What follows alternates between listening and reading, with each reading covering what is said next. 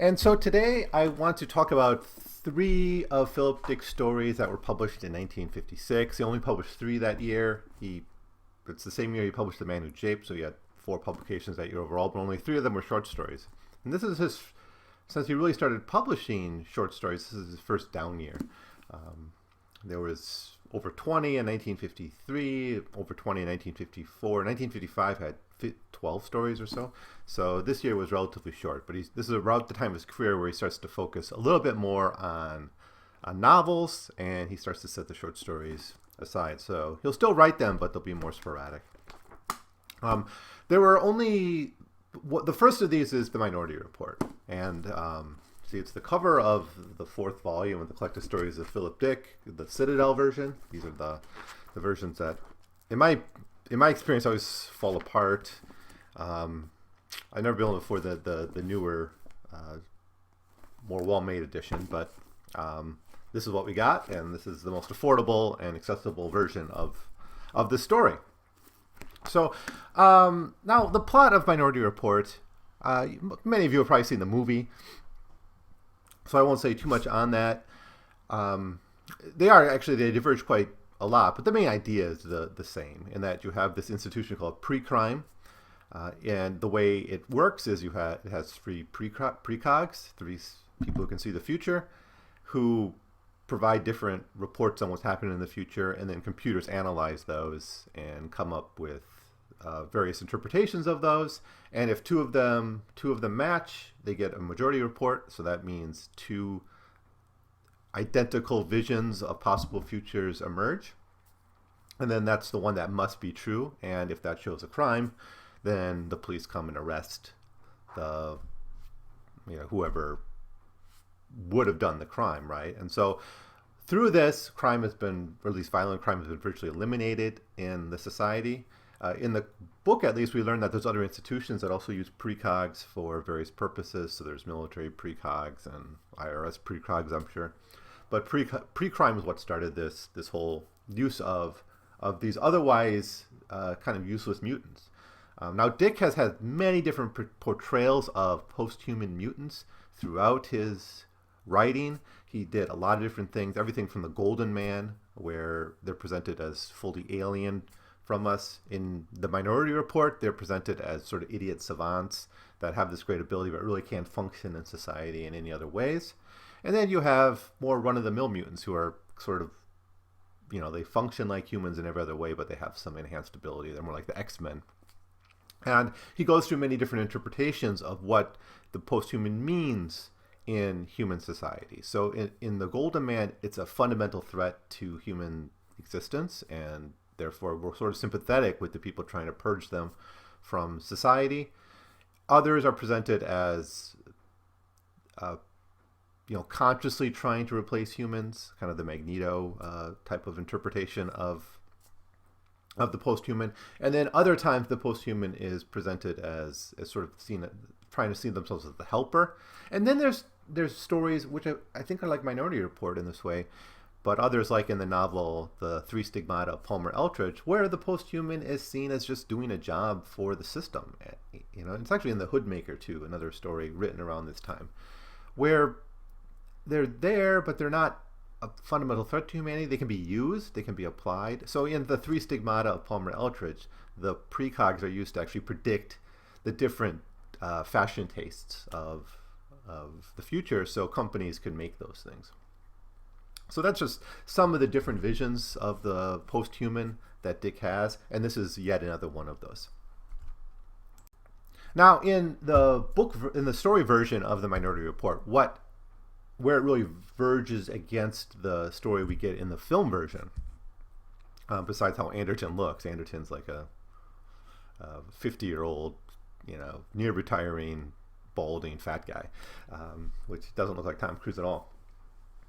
But more importantly, in the movie, it's more about the surveillance state. It's about kind of the civil liberties. It's about the ethics of putting people in jail who have not committed any crime. All right. In the story, it's much more about the conflict between the army and the police, like the civilian branch of the security state and the military, the state branch of the security state. And they're really fighting it out. And Anderton at the end knows there's this kind of loophole in pre-crime. But it's not enough for him to say we should throw out the whole system. In fact, he helped build this system and he's very loyal to it. And he's so loyal to it that he kills someone he doesn't really want to kill, but he kills him to protect pre-crime, even if it means that he's going to be punished. Now, in the book, you actually have 3 minority reports. And that's the other kind of revelation. This is a bit of a spoiler warning if you haven't yet read the story. But what we learn is that each precog can see a little bit farther into the future, so it can respond to new data. So the first one learns that Anderton finds out about a plot by the army to take over the police. And so Anderton goes and kills the guy that heads that movement, Kaplan. The second precog learns that Anderton finds out that his name is on the card and is going to be investigated and arrested for the pre-murder of this guy Kaplan. So he then focuses mostly on saving his life, and therefore he doesn't choose to kill Kaplan.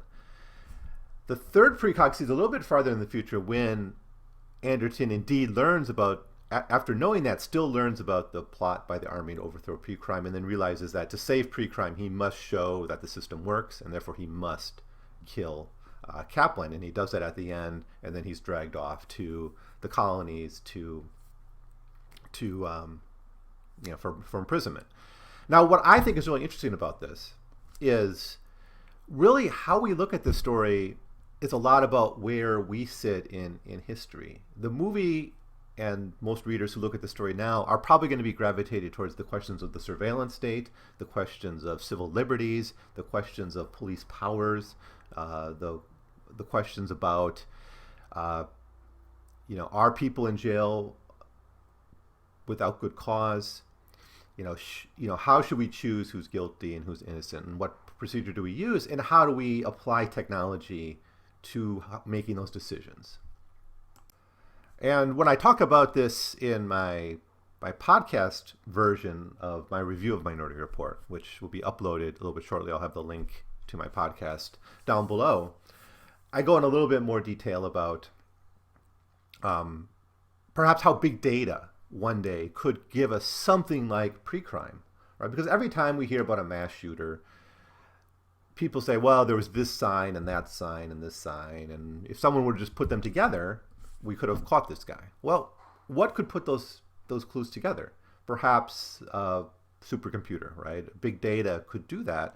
And certainly big data already helps politicians know how people are going to vote. They help consumers, or they help companies decide who's going to buy what, where ads are put on formats like YouTube or other places. All that is informed by big data. It's probably only a matter of time before, and maybe it's already happening, that the police start to use big data more and more. And that may lead us to something like pre-crime. And I'm just saying that this is how we read the story today. But going back to the Minority Report, I was struck by how little Dick seemed to care about the criminals who were put in jail. Yeah, it's mentioned at one point, very early in the story, that there's a legal dilemma. He doesn't even say it's a moral dilemma. He says it's a legal dilemma about that these people haven't really committed a crime, but they're in jail, or they're in some kind of confinement. Yeah, they don't go to jail. They're not put in prison. They're put in detention camps. It just seems is a euphemism, but that they're not technically in prison because they're not technically criminals yet. And this is what Anderton says about this. He says this is really the only time in the story that we get kind of a reflection by Anderton on whether this is ethical to do or not. And he says, you've probably grasped the basic legalistic drawback to pre-crime methodology. We're taking individuals who have broken no law. All right, that's all we really get. We never meet the detention camp. We never see it. Like in the movie, Spielberg represents it in a way, but we don't get that at all here. Even Kaplan, who's the against pre-crime guy, is just using pre-crime and its loopholes in order to undermine the police and to help promote the power of the army in the government. And at the end, Anderton, actually it's a couple times in the story, Anderton insists that, yes, this is a loophole, but it only could apply in the very specific case where someone could get this report in advance. And the only person who could do this would be the head of PreCrime. So it only could happen to the head of PreCrime. And so those other people who are in detention camps are not innocent, right? They should be there, and they should be kept there. And so at the end of the day, Anderton's loyalty to PreCrime is pretty secure. And why is Dick not seeming to care about the surveillance state stuff that we all read into the story? Why does he not care about civil liberties and the legal issues and the moral issues and the police powers issues? And I think it's because he's actually here telling a story about like Cold War era institutions. He writes a lot of stories in the 1950s that have this very spy versus spy dynamic. And there's very interesting ideas in the backdrop of them. But at the end of the day, they're really about institutions clashing. And what we have here in Kaplan, who risks his life to undermine the police, and Anderton, who murders someone and is sent to the frontier, we have two people who are really the epitome of the institutionalized man. The person whose loyalty is ultimately to the institution they serve and not to the broader public. Because the broader public's interest outside of, stopping murders is not really discussed here very much, at least not in terms of civil liberties. Anderton, one reason he is so committed to PreCrime is because it has stopped crime. Now, it's unclear how much of that is ego and pride and how much of that is a true public service view. But anyways, that's what I think is the interesting dimension of Minority Report, and I think it's worth re-examining with an attempt to try to read it from Dick's point of view, and maybe not so much from our own point of view. Even though I think it's inevitable we're going to come at this and thrust our own worries and anxieties about state power and surveillance. We're in the age of Snowden. We're not in the age of the Cold War anymore. Now, the other two stories Dick wrote in 1956 were published or now you can find them in the third volume of the collected stories, Second Variety. If you don't know, the collected stories, the 5-volume version, are organized based on when the works were submitted to the agent, which gives us a good idea of when they were written, right? So we have a better idea of when they were written. So he wrote a lot of stories at different times in his career, and he got them published when he could. So there's not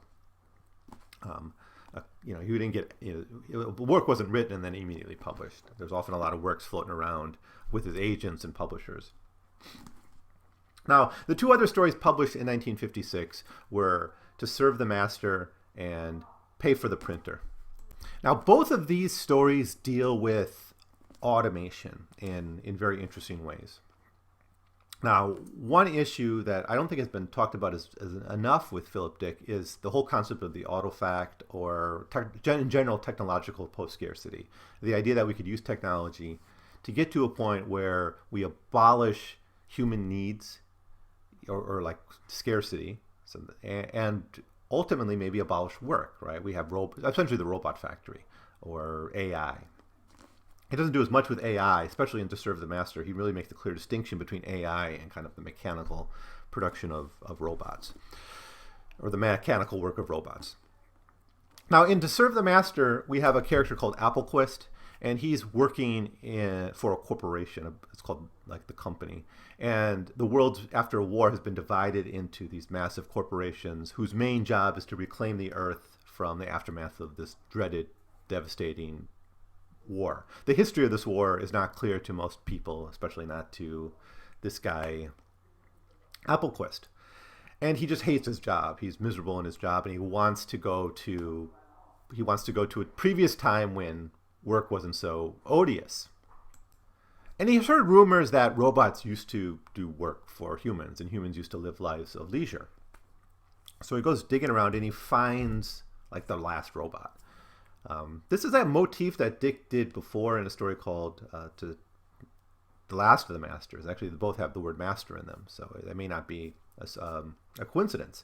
But in there, it was the last kind of governing robot. There we had AIs governing society, and then anarchists went and overthrew them all, but one robot or machine, computer, whatever, stayed alive and ruled kind of a small enclave, like a little feudal domain. Yet everywhere else was ruled, or not ruled, but under the basically anarchists. Anarchy existed everywhere else. In this case, he just finds like one broken down robot in a ravine somewhere, and he begins to repair him. He steals tools from work to begin to repair him, and he starts to get the story of the past. And the story he gets from the robot is the robots had done all the work, and the humans were all had all the time in the world to enjoy life. So all the drudgerous work, the dangerous work, the dull work was abolished, and what was left was the intellectual work, the creative work. And the robot actually at one point says, the humans dreamed dreams, and the robots implemented the dreams. It's something like that. It's a close paraphrase of what he said. So it wasn't AI. The humans still had the creative potential, but you basically had this division. And then humanity then subsequently split off. Some people said, no, we need work. So they're kind of the people who embraced the Protestant work ethic emerged out of the woodwork and said, no, we can't have a life of leisure. We need to get our hands dirty. We need to do work, and work's built. All the mythology of work that we hear, that work builds character, work is productive, work is good for you. All that mythology of work that we're taught to learn, and if we're in a society that embraces the work ethic, they got. And eventually the moralists go to war with the leisurists, the people who want to keep the robots doing the work, and the moralists won out. That's the story we get from the robot. And the robots become then the victims of this reaction against automation and this reaction against leisure. And so he starts fixing the robot. Now he finally gets the story from his boss, the human boss, and he tells a very different story. I think the boss's name is Jenkins. And the story Jenkins gives is actually the war was between the robots and the humans. And therefore then they have to destroy they find out the robot's being repaired, and they destroy him because he's the last remnant of a virus that can spread once again. In fact, the robot that Applequist was trying to fix is a robot that can make other robots. So there's a threat that he can, expand and build a whole new army of robots that will then continue their war against humanity. Now, we're not quite clear which story to believe here. And what story you gravitate towards might have a lot to do with your values on the work ethic, right? If you're sympathetic with Applequist, and if you're sympathetic with kind of the leisurist, you might want to say it's actually the first story, right? Because it's in that case, it's an internal conflict between us about the work ethic, right? We all have this desire to relax, to enjoy life, to go on vacation, to have a little bit more time with our families or whatever, right? We desire this leisure, but at the same time, we often, especially if we're in a society like the United States, that values work with the work ethic and puts people's identity and value in what job they have and what productive labor they do. We might say, well, yeah, I should do something every day, right? We should set goals and make lists, and kind of the work ethic side of us. We're in conflict about this.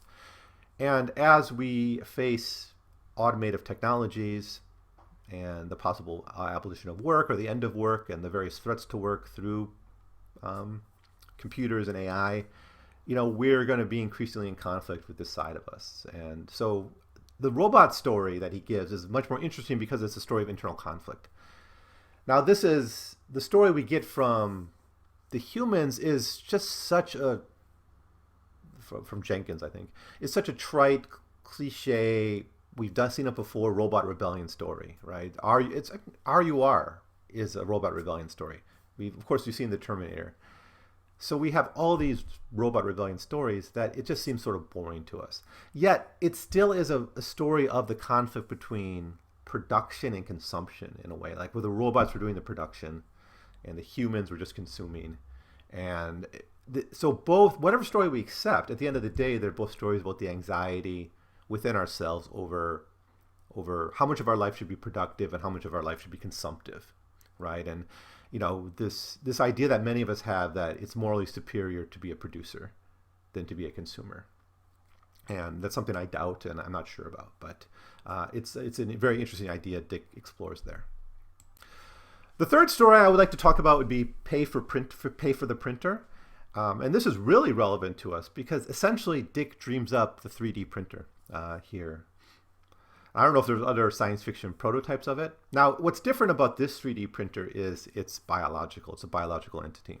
So the way the story goes is, uh, it's mostly backstory actually. That's important. There's a nuclear war and all this radiation on Earth, and people have to go build bunkers. Blah blah blah. We've seen that a million times. But then these creatures called biltongs come to Earth because they're attracted to the radiation, and they actually want to settle on Earth. And then they basically enter into a deal because they have this ability to replicate anything that they see and kind of encounter. So they can make a Swiss watch, they can make a computer, they can make a house. Anything they encounter, they can just remake. So that's why they're called printers. They come there, but they instantly become enslaved, and it's very much like the deal domesticated animals made with human beings. That will be your food supply. You will lose our reproductive freedoms. You will lose our evolutionary autonomy. We'll be your slaves, but we're going to be very successful species in the terms of numbers and survival and endurance. Right? So they become domesticated for their own security. They give humans what they want, which is material goods. And in exchange, they get to survive. But over time, they get overused and overworked, and the stuff they make starts to become crappy, and it starts to break down, and the stuff they make starts to decay, and the homes people live in begin to decay. And they just get exhausted. And they can't replace themselves because the humans don't really let them reproduce. They're too tired to protect their eggs, and dogs are eating their eggs and their offspring. And it's pretty grotesque. And then when they break down, the humans get furious at them and actually destroy them and kill them out of rage. Now, the other thing that's going on in all of this is the humans have stopped. They've forgotten how to make things. And so at one point, a character who wants to have a cup makes a cup, like out of wood. And another character is amazed he can make it. So the basic ability even to carve things out of wood is lost. So with the biltongs dying, with the things the biltongs make falling apart, humans are now under the pressure to relearn skills they've lost. And that's really the story we get in To Pay for the Printer. In a sense, this is the price we pay for the printer, is we've lost the ability to do things for ourselves. Now, there's many examples in technological history where this happens, right? People don't spell as well as they used to, perhaps because of spell check. People have calculators, so they don't know how to use slide rules. All kinds of things. Like we used to have groups of people called computers who would actually do calculations. We don't have as many people who can do that anymore. So we've lost a lot of our skills. We can't repair cars maybe, or whatever it is. We lose some abilities. On the other hand, though, I think Dick's completely wrong about this. If I'm going to buy a 3D printer, I haven't, and I've looked into it, that requires a lot of new skills that one has to learn. Programming skills and learning to manage different programs, and you have to learn to be a little creative. So having a printer doesn't necessarily mean we can't be productive. And the other thing I would say about this is the cat was out of the bag with scientific management. As soon as Frederick Winslow Taylor figured out that he could take the making of a wheel and break it down into 100 separate components and give it to 100 different workers on an assembly line, where each one only has to do one thing, hammer one nail in, and that's what he does for 40 years. At that point, that's 100 years ago that scientific management was introduced, and at that point, humans started to lose the capacity to be as creative and to be crafters, if you will. And the 3D printer doesn't change that. The calculator, the computer, these things don't change that. And I'm a big believer in the liberatory potential of automation and 3D printers and point-of-purchase production and decentralized production and decentralized solar grids and all those things. But Dick has this hang-up on automation, and it comes off really clearly in these two stories, this To Serve the Master and To Pay for the Printer. There's a few other things we can say about To Pay for the Printer. One is it could be read as an allegory of the human use of animals, particularly domesticated animals. That may be one way to go at that story. But at its heart, it's really a story about how technology has led us to lose our ability to actually make things again. And so it's a story he's going to come to again, and particularly Galactic Pot Healer, a really great novel, where you have a very similar final scene. In this scene, the final scene is a guy making a cup. In the final scene of Galactic Pot Healer, it's a guy making a pot. And both of them are relearning productive, how to be productive, how to be crafters, how to make things. So anyways, I'm going to end that now, but 1956, a good year for Philip Dick. You had a really interesting novel in The Man Who Japed, and then these three stories, all of which are really relevant to us today. So for various reasons. Two about, I guess, technological post-scarcity and production and its relationship with our creativity. And the second one on issues of the surveillance state and civil liberties and police powers. So that does it. So thank you so much for listening. I'll have other videos about Philip Dick and other American writers as we go forward. So please subscribe or share this and let other people know about it. So thanks again.